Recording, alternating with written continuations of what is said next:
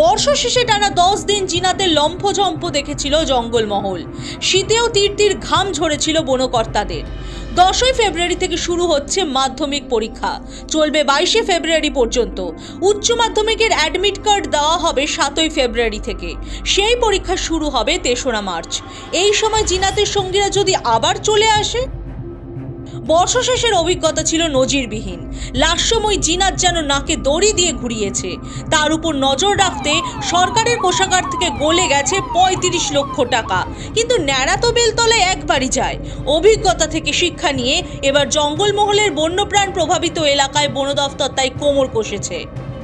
ঘন জঙ্গল লাগোয়া রাস্তার দুদিকে উত্তরবঙ্গের আদলে এনার্জাইজড ফেন্সিং তথা বেড়ার ব্যবস্থা করেছে বন দফতর।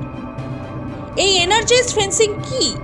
দেখতে অনেকটা বিদ্যুতের তারের মতো, তবে এতে সরাসরি বিদ্যুতের সংযোগ থাকে না বলে দাবি বনকর্তাদের। এই তারের সংস্পর্শে এলেই বাঘ হোক বা হাতি লাফিয়ে কয়েক কদম পিছিয়ে যেতে বাধ্য হবে। জিনাত রবাহুতোর মতো এসেছিল।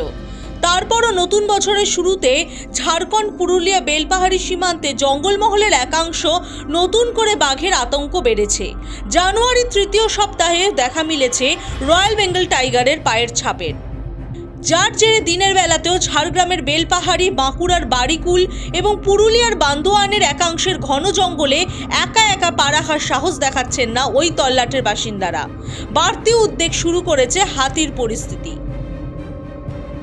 ঝাড়গ্রামের বেলপাহাড়ি, পুরুলিয়া, বান্দোয়ান, বাঘমুন্ডি, ঝালদা, কোটশিলা, অযোধ্যা এবং বাঁকুড়ার বাড়িকুল সহ জঙ্গলমহলের একাংশে হাতির আনাগোনা রয়েছে।